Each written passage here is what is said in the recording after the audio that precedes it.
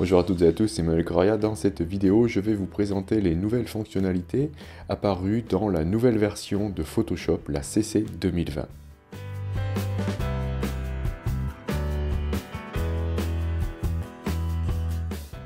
Bien, on avait déjà dans la version CC 2019 la commande sélectionner un sujet. Cette commande, vous la trouvez dans le menu sélection ici sujet, ou alors avec un outil de sélection de type baguette magique ou sélection rapide, dans la barre de contrôle, vous aviez sélectionné un sujet. Donc ça ne change pas, c'est toujours le cas. Mais cette commande s'est fortement améliorée. La sélection qui est réalisée est de bien meilleure qualité que précédemment. Donc je vais l'actionner ici. Là, ici, j'ai l'outil de sélection rapide. Je vais cliquer ici sur sélectionner un sujet depuis la barre des options. OK. Après un bref temps de calcul, Photoshop me propose voilà, cette sélection qui est, ma foi, pas mal réalisée. Bon, il manque des petits bouts encore, mais ça, c'est pas bien grave, on va voir comment corriger tout à l'heure. Ce qu'il faut voir maintenant, c'est lorsque, par exemple, je vais ajouter un masque de fusion en cliquant ici, on va voir la qualité de ce masque. Si je fais Alt-clic sur le masque, on voit que les contours sont beaucoup plus nets qu'auparavant. Vous pouvez faire le test avec la version CC 2019. C'était beaucoup plus haché que ça. Là, c'est beaucoup amélioré, c'est beaucoup plus intéressant, beaucoup plus joli. Il y a moins de retouches à faire. Donc ça, c'est déjà une belle amélioration à ce niveau-là. Je vais supprimer mon masque de fusion. Ici, je le glisse à la poubelle. Ok, je le supprime. Et on va voir maintenant le nouvel outil qui est apparu, qui est ici, donc dans le groupe de l'outil de sélection rapide et de la baguette magique. Vous avez maintenant l'outil de sélection d'objets. Et le raccourci ici, c'est O. Alors, comment fonctionne cet outil? Eh bien, vous le sélectionnez. Vous avez dans la barre des options ici, les options de l'outil. Vous allez pouvoir donc créer une nouvelle sélection, ajouter une sélection, soustraire et faire ici une intersection. Ça, c'était déjà commun à la plupart des outils de sélection. Ici, vous allez pouvoir changer le mode, c'est-à-dire faire une sélection soit avec un lasso, soit avec un rectangle. OK. La possibilité d'échantillonner tous les calques, d'accentuer automatiquement et de soustraire un objet. Donc on va retrouver aussi ici sélectionner un sujet. Donc si je clique ici, bien sûr, ça va faire comme tout à l'heure. On va pouvoir automatiquement sélectionner les sujets. Mais vous pouvez aussi faire ceci. Regardez, j'ai choisi ici rectangle. Je vais entourer le sujet que je souhaite sélectionner, comme ceci. OK, je lâche le clic et Photoshop va chercher à l'intérieur de cette sélection le sujet. Donc ici, voilà, il m'a sélectionné cette partie-là. Après, ce que vous pouvez faire pour améliorer la sélection, s'il peut le faire, c'est de décider, vous voyez ici, il manque des petits bouts de cette partie-là. Si je clique ici sur « Ajouter à la sélection » et que j'entoure cette partie-là, il va chercher, voilà, à l'intérieur de mon rectangle, la partie à ajouter. Voilà, comme ceci, et voilà. Donc là, il manque un bout aussi. Hop, il va me le faire. Donc voilà comment ça fonctionne. On va le tester sur d'autres images. Je vais prendre cette image-là, par exemple. Et je voudrais vous montrer une chose intéressante. Si vous utilisez, avec donc le nouvel outil de sélection d'objets, la commande sélectionner un sujet, regardez, je l'actionne, on a une sélection qui est très partielle sur ce sujet. Vous voyez, entre les jambes, ici, ça n'a pas été sélectionné. Et ici, le morceau de bras, ici, non plus. Et par contre, ici, ça a été pas mal. Alors, plutôt que d'utiliser la commande sélectionner un sujet avec cet outil, je peux, et ce sera plus préférable ici, utiliser, donc, par exemple, là, une sélection rectangulaire. Hop, j'entoure le sujet et je vais laisser travailler l'algorithme. Et là, vous voyez que la sélection est beaucoup plus précise, puisque entre les jambes, ça a été bien détouré. Le bras aussi, alors que tout à l'heure, avec sélectionner un sujet, ce n'était pas le cas. Alors bien sûr, il va manquer des petits bouts. Il faudra utiliser les autres outils traditionnels, on va dire, pour peaufiner un petit peu cette sélection. Donc voilà, il y a quand même une petite différence avec sélectionner un sujet et cet outil. Cet outil semble un petit peu plus précis, puisque c'est nous qui déterminons déjà le sujet de l'image. On va prendre un autre exemple avec un groupe de personnes ici. Si je veux sélectionner que cet individu, je vais donc prendre le nouvel outil, choisir ici une nouvelle sélection et entourer cette personne-là de cette manière-là. Alors je pourrais le faire aussi, je vais vous le montrer bien sûr avec l'outil lasso qui se trouve dedans. Donc je vais l'entourer comme ceci. Une fois que c'est fait, la recherche se fait voilà, dans cette zone et on va obtenir un début de sélection voilà, qu'il faudra peaufiner bien sûr. Je vais zoomer, je vais prendre ici l'option ajout de sélection, je vais entourer ce qui manque, hop, à ce niveau-là, voilà, donc là ça a pris les parties qui manquaient, voyons voir s'il prend le bocal et les doigts, ouais c'est pas mal, on peut zoomer, ma foi il manque des petits bouts, mais bon il faudra peaufiner avec les autres outils de sélection que l'on connaît déjà. Donc ça peut nous faire gagner du temps, bien sûr, mais voilà, ne soyez pas non plus à fond avec ces nouveautés, hein. Ça sert juste à dégrossir la sélection, et ensuite il faudra toujours peaufiner avec les anciens outils, bien sûr. Donc voilà pour ça, on va voir ici des cas où il aura du mal à sélectionner le sujet, car ici, vous voyez, on a un fond gris avec une assiette grise. Si je sélectionne la commande sélectionner un sujet, je vais cliquer dessus et je vais voir que, vous allez voir dans l'ensemble, voilà, là ça a sélectionné ce qu'il y a dans l'assiette, et oui c'est normal puisque c'est ce qui contraste le plus avec la couleur autour. D'accord? Moi, si je veux que l'assiette, je peux du coup ne pas utiliser cette commande, mais plutôt le nouvel outil, hein. Donc, je vais prendre ici la sélection par le rectangle. Je vais faire une sélection de l'assiette. Et on va voir si... voilà. Donc là, du coup, il m'a bien pris en compte l'assiette cette fois-ci, hein, puisque ça contraste aussi pas mal avec le fond. Mais bon, vous voyez qu'il y a quand même des petites choses qu'il a oublié de saisir. Donc pourquoi ne pas utiliser ici le lasso en ajout de sélection, et je vais entourer voilà, grossièrement comme ceci ce qui manque à sélectionner, et voilà, il me poursuit. Donc ça c'est plutôt, ça marche pas mal, voilà. Il me poursuit la sélection, et il manque encore ce petit bout, voilà. Donc voilà, quand il manquera, voilà, là il a vraiment du mal à faire la part des choses, c'est normal, c'est quasiment la même couleur, donc là, ben, bien sûr, on prend les outils traditionnels, on ajoute à la sélection, etc. etc. Bien, vous avez compris le principe, cet outil est une avancée, hein, d'accord, il n'y a pas de doute là-dessus, mais dans certains cas, il a quand même du mal à faire la part des choses, ce qui est tout à fait logique. Il faudra l'aider un petit peu. Je vais vous montrer par contre que je vais désélectionner donc à CTRL D, commande D. Vous avez dans le panneau propriété maintenant beaucoup d'informations qui sont apparues, beaucoup plus qu'avant.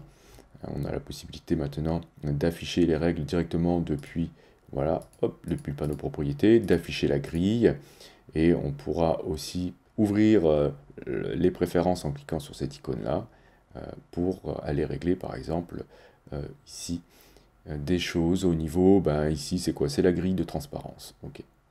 Mais en tout cas, on a toutes les préférences qui sont disponibles bien sûr dans ce panneau-là. Vous avez ici les repères, vous pourrez les afficher ou non. Ça va ressembler un petit peu à ce qu'on trouve déjà dans Illustrator si vous êtes habitué à Illustrator.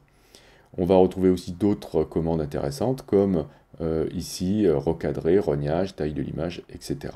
Si vous n'avez pas de calque d'arrière-plan, donc je vais cliquer ici pour retrouver un calque normal, je vais avoir d'autres informations, la possibilité d'aligner et répartir les calques, donc ça ce sont les commandes habituelles d'alignement, mais on va les trouver maintenant dans le panneau propriété, et vous allez retrouver ici au niveau de sélection rapide, eh bien, la possibilité aussi là de sélectionner un sujet, ce qu'on a vu tout à l'heure, et de supprimer l'arrière-plan. Donc cette commande, supprimer l'arrière-plan, va en fait utiliser l'algorithme de sélectionner un sujet pour aller déterminer le sujet et automatiquement supprimer tout ce qu'il y a autour. Donc ici on va l'essayer. Moi je pense que le résultat ici ce sera qu'il y a uniquement le repas là, qui va rester. Regardez, je clique sur supprimer l'arrière-plan. Ça calcule un temps, et voilà. Donc ça va me faire le résultat qu'on avait vu tout à l'heure, hein, c'est-à-dire que ça nous avait sélectionné ce sujet-là, et ça nous a en fait ajouté un masque de fusion, ça c'est bien, hein, car du coup on va pouvoir travailler sur le masque si on a besoin de le peaufiner. Et ici, franchement, ce sera le cas car c'est pas super génial. Quoique si, je dis des bêtises, c'est pas mal du tout. Hein, puisque ça suit bien les contours de cet élément-là. Ok, donc ça, vous allez le trouver donc maintenant dans le panneau propriété. Donc panneau propriété, regardez-le, vous allez trouver beaucoup d'informations, beaucoup plus que dans les anciennes versions. Bien, alors là, quand vous avez plusieurs documents ouverts et que vous voulez vous concentrer sur un seul, par exemple, si je souhaite revenir sur celui-ci et que je souhaite fermer tous les autres, vous avez une nouvelle commande qui est arrivée dans le menu Fichier, qui est ici Fermer les autres, avec le raccourci Alt plus CTRL plus P sur PC ou Alt commande plus P sur Mac. Si je clique là, hop, ça va fermer tous les autres documents. Alors si j'ai fait des modifications, on va me demander si je souhaite ou non enregistrer ces modifications. Si je clique ici sur Appliquer à tout et que je choisis non, bien sûr, je vais fermer tous les documents, sauf celui-ci, voilà, qui était là, le dernier onglet sélectionné. Donc ça, c'est vraiment un gain de temps appréciable. Puisqu'on en est dans les sauvegardes, quand vous allez sauvegarder votre fichier, vous avez la possibilité maintenant de le faire dans le cloud, c'est-à-dire dans l'espace qui vous est alloué lorsque vous avez un abonnement au Creative Cloud. Vous allez dans le menu Fichier, vous faites Enregistrer sous, et là, donc, on vous propose soit de l'enregistrer sur le cloud, ok, donc en ligne, soit de l'enregistrer traditionnellement sur votre ordinateur. Lorsque vous l'aurez enregistré en ligne, vous allez voir ce qui va se passer. Je vais lui donner un nom, je vais appeler test, ok, je l'enregistre. Vous aurez maintenant cette petite icône, voilà, qui va s'afficher pour vous signifier que ce document est sauvegardé en ligne. Ok, lorsque vous allez faire Fichier, Ouvrir, vous aurez la possibilité de voir les documents qui sont sauvegardés en ligne, ou si vous cliquez là, vous allez pouvoir voir ceux qui sont sauvegardés sur votre ordinateur. Petite nouveauté concernant la commande remplissage d'après le contenu. Si je souhaite par exemple supprimer cette personne, je fais donc une sélection grossière autour de celle-ci.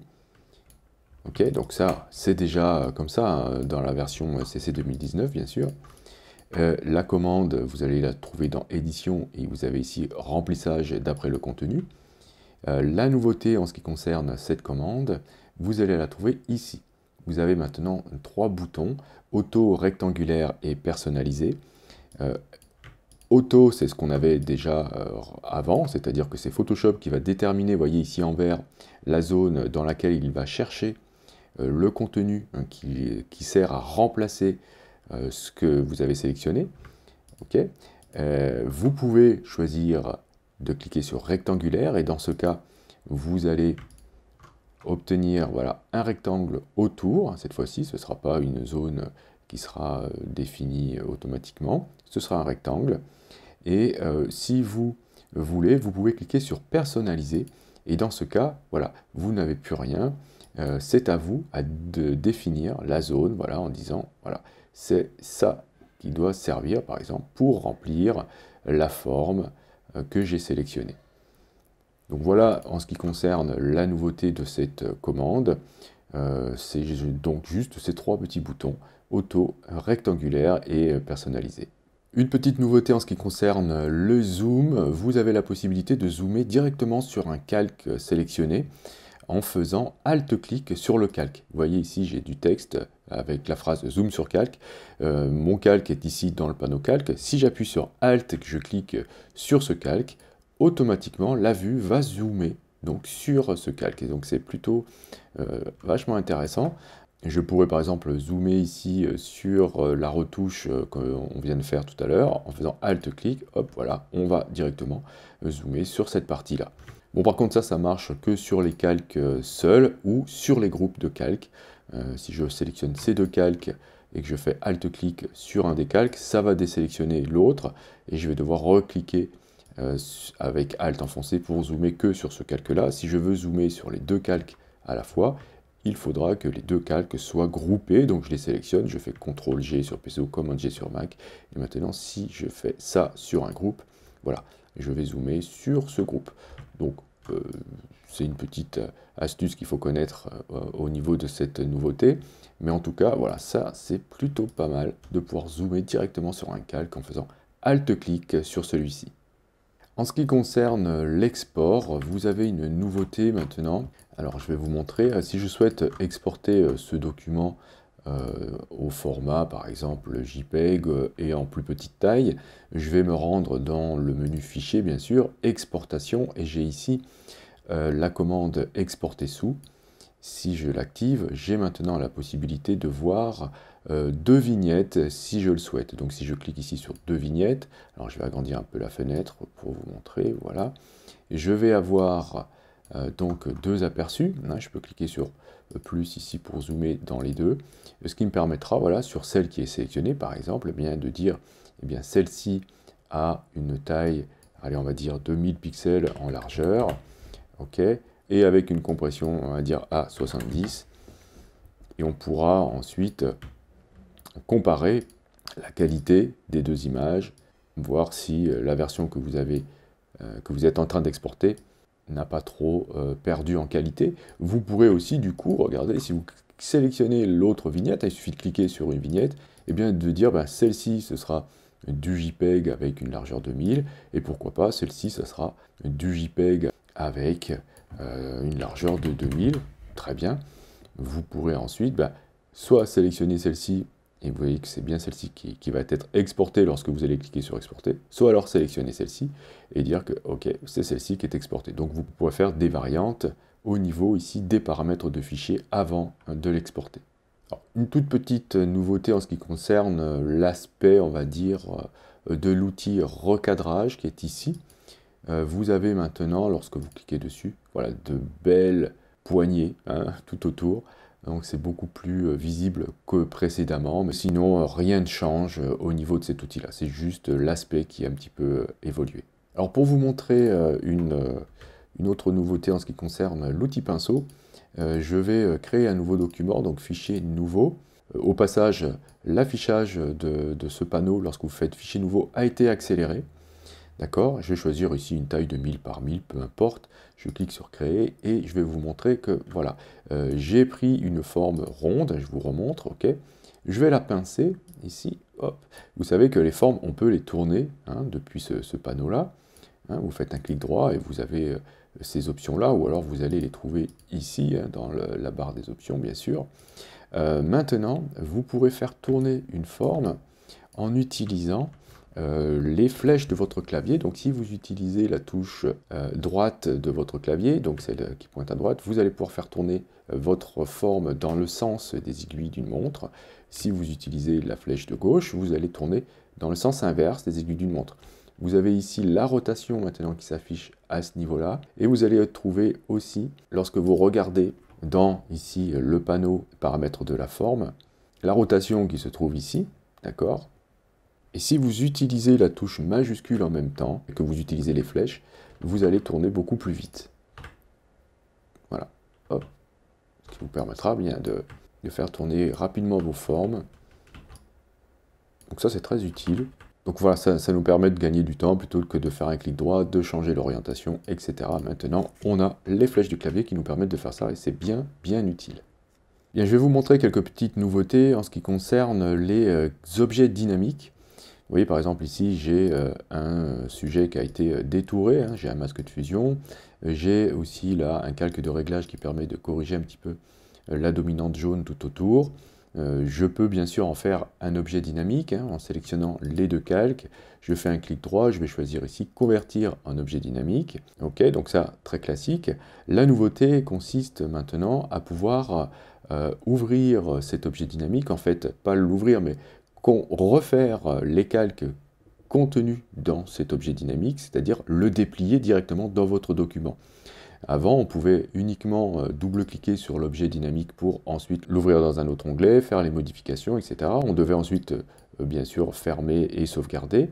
C'est toujours le cas, bien sûr, mais la nouveauté consiste maintenant à avoir la possibilité de convertir cet objet dynamique en tant que calque dans votre document, donc avec tous les calques qu'il contient. Pour cela, vous faites un clic droit, vous allez choisir ici « Convertir en calque ».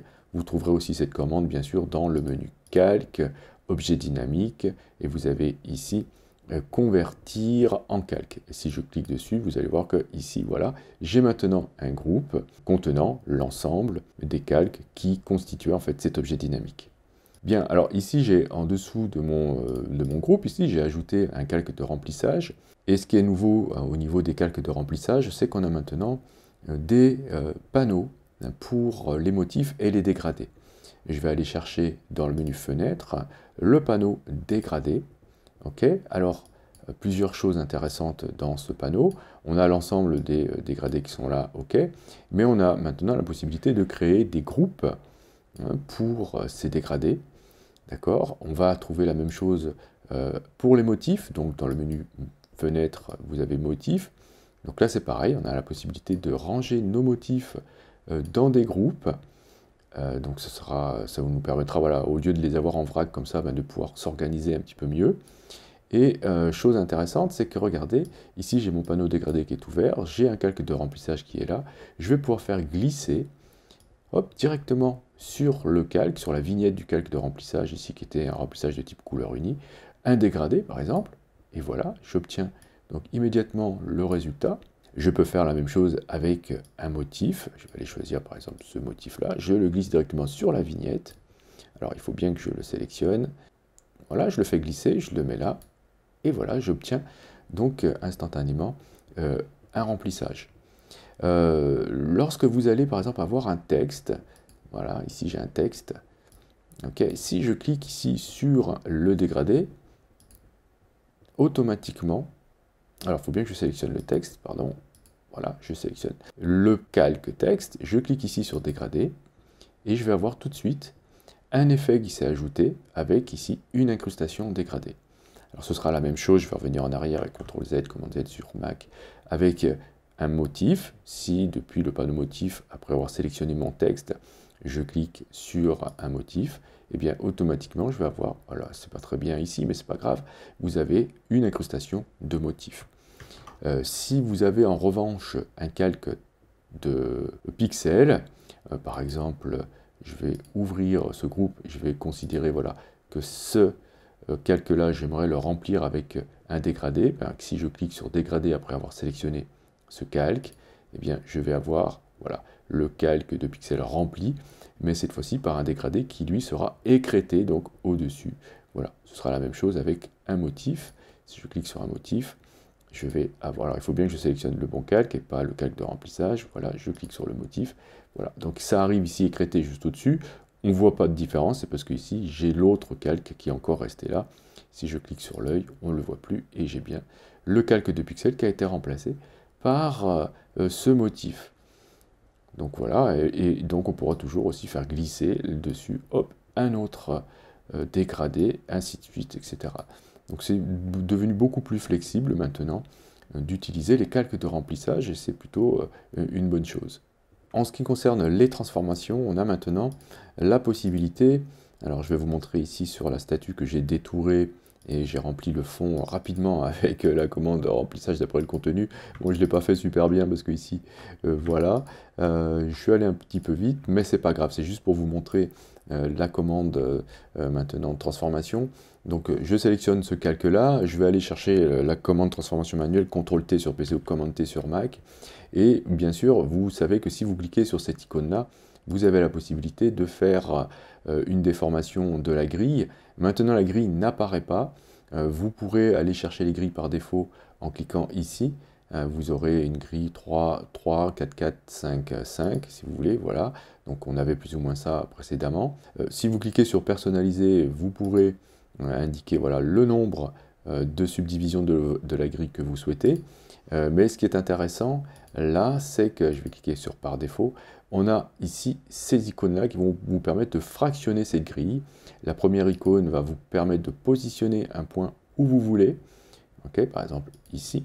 Je vais dire que j'en mets un autre à ce niveau-là, pourquoi pas. Et maintenant, je vais pouvoir déplacer, bien sûr, les points comme avant. Mais là, du coup, c'est beaucoup plus précis parce qu'on peut indiquer les endroits où on souhaite voilà, subdiviser pour créer une déformation. Vous allez pouvoir faire une sélection. Je vais faire un clic sur ce point-là, j'appuie sur majuscule, je vais sélectionner les autres points, d'accord? Donc j'ai maintenant une boîte de transformation autour. Je vais pouvoir agrandir, voilà, cette boîte, la rétrécir si je veux. Et chose intéressante, je vais pouvoir, si je me mets à l'extérieur, faire une rotation comme ceci de ma déformation. Donc ça, c'est assez intéressant, on va pouvoir faire des choses rigolotes avec ça, et surtout adapter donc les objets un petit peu comme on le souhaite, en perspective par exemple, ou lorsqu'on fait des mock-ups avec des livres qui ont des pages qui sont déformées. On a la possibilité maintenant d'enregistrer directement des formats GIF lorsque vous avez une animation qui est réalisée dans Photoshop. Donc par exemple ici, voilà, j'avais fait cette animation pour un petit tuto. Je vais pouvoir exporter cela directement avec la commande enregistrer sous en GIF. Donc je vais faire enregistrer sous. Je vais faire ici un enregistrement sur mon ordinateur. Et là, vous pouvez choisir de l'enregistrer au format GIF directement. Donc vous cliquez ici et vous aurez l'animation qui sera enregistrée au format GIF que vous pourrez lire bien sûr avec un navigateur web. Vous avez quand même des options d'enregistrement qui vous seront proposées afin de peaufiner un petit peu votre GIF. Donc voilà, ce GIF réalisé directement voilà, à partir d'une animation dans Photoshop avec la commande enregistrer sous. Je vais vous montrer maintenant une petite nouveauté en ce qui concerne un filtre de flou, un vieux filtre qui était déjà là depuis bien longtemps. C'est le filtre que vous avez dans le menu filtre flou, flou de l'objectif. Ce filtre est intéressant car il nous permet de simuler le flou d'un objectif à partir d'une couche alpha, à partir de valeurs en fait de niveau de gris. Et pour cela, vous allez avoir besoin de sauvegarder une couche alpha que vous allez créer donc avec des niveaux de gris. Alors très simplement, vous pouvez faire ceci en ajoutant un calque de remplissage de type dégradé. Ok, je vais cliquer ici pour aller choisir un dégradé bien en noir et blanc. Ok, je vais valider. Et bon, ici, je vais le laisser comme ça par défaut, donc il est linéaire tout simplement. Et en fait, vous allez voir que le filtre flou de l'objectif comprend que tout ce qui est noir est en fait dans la valeur de mise au point, tandis que tout ce qui est blanc sera flou. Donc je vais aller sauvegarder ce dégradé dans une couche alpha. Je vais aller chercher le panneau couche dans le menu fenêtre couche. Je vais cliquer ensuite sur cette icône ici pour récupérer la sélection à partir des valeurs de luminosité. Et ensuite, cliquez sur cette icône ici, voilà, pour, vous allez voir, hop, créer une couche alpha à partir de ces valeurs de luminosité. Je double-clique sur le nom pour lui donner un nom, mise au point. Ok, je peux maintenant désélectionner et revenir ici sur ma couche composite RVB pour aller ensuite, hop, supprimer mon calque de dégradé en le glissant à la poubelle. Et au passage, je ne sais pas si vous avez remarqué, mais l'icône qu'on a à côté de la poubelle ici, qui est l'icône créée, devient maintenant un petit plus dans un carré, alors qu'avant on avait une page cornée à chaque fois qu'on devait créer quelque chose. Ça, c'est un petit détail. Je vais aller chercher dans le menu filtre donc le flou de l'objectif. Ok, et ici, à source, je vais aller choisir ma couche alpha que j'ai sauvegardée sous le nom de mise au point. Donc on voit bien que tout ce qui est foncé, c'est ce qui est net, ok. Et vous voyez ici, donc les nuages sont flous. Rappelez-vous du dégradé, comme il était, il était noir en bas et progressivement c'était blanc. Je peux augmenter ici le rayon afin d'avoir les zones de flou encore plus marquées. Ok. Et ce que vous pouvez faire maintenant grâce à ce bouton, c'est définir le point focal. C'est-à-dire qu'à l'endroit où je vais cliquer, je vais dire bien ici c'est noir, ok, donc tout le reste sera redéfini en fonction de ce point-là. Et on voit que voilà, si je clique par exemple sur les bâtiments, hop, ça va inverser mon dégradé et du coup la zone de netteté. Donc en faisant comme ça, vous pourrez définir assez précisément une zone de netteté juste en cliquant dans l'image. Alors je vais valider pour vous montrer que dans la version CC 2019, on avait déjà ce mode de fonctionnement, mais c'était présenté d'une autre manière. Donc je vais cliquer ici pour valider. Ok, ensuite je vais vous montrer dans CC 2019. Donc voilà, je me trouve avec la version CC 2019. J'ai fait exactement le même procédé que précédemment pour ensuite récupérer donc ma couche alpha. Je ne l'ai pas renommé ici, je l'ai laissé avec le nom alpha 1. Mais dans la version CC 2019, vous n'aviez pas ce petit bouton qui vous permettait de faire la mise au point où vous vouliez à partir de votre dégradé. Mais le fonctionnement était déjà là, puisqu'il suffit de cliquer n'importe où dans l'image pour indiquer votre zone de netteté souhaitée, bien sûr en fonction ici du rayon. Voilà, c'était le même fonctionnement. Mais bon, il n'y avait pas le petit bouton qui nous permettait de faire ça, mais vous pouviez déjà le faire. Quelques petits changements sont apparus aussi au niveau du moteur 3D de Photoshop. Lorsque vous regardez dans les propriétés au niveau des matières, vous aurez des petits changements à ce niveau-là. Donc là, je suis dans la version CC 2019. Donc ici, on retrouve ce qu'on avait avant, donc diffuse, spéculaire, illumination, etc. Et là, les autres paramètres en dessous. Maintenant, avec la version CC 2020, on se tourne plus vers des matériaux qui sont basés sur de la physique, donc plutôt plus réaliste. Et c'est certainement dû au fait que Adobe a racheté Substance 3D et je pense qu'il y aura pas mal de modifications à ce niveau-là dans le futur. Alors je vais vous montrer avec la version CC 2020. Donc voici la version CC 2020 au niveau des propriétés des matières. Vous avez maintenant couleur de base, couleur intérieure et on va retrouver les autres paramètres à ce niveau-là. Donc ne soyez pas étonnés, voilà, si vous ne trouvez plus le paramètre diffuse ou diffuse, puisque c'est maintenant couleur de base. Je vous remercie d'avoir suivi cette vidéo. Si vous avez des questions, n'hésitez pas à le faire dans les commentaires. Si vous souhaitez soutenir cette chaîne, vous pouvez cliquer sur j'aime. Vous pouvez aussi cliquer sur le lien Utip présent dans la description de cette vidéo. Et si vous n'êtes pas encore abonné, cliquez sur abonnez-vous. N'oubliez pas la petite clochette pour être averti des prochains cours ou des prochains tutos. Et on se dit à la prochaine pour un autre cours ou pour un autre tuto.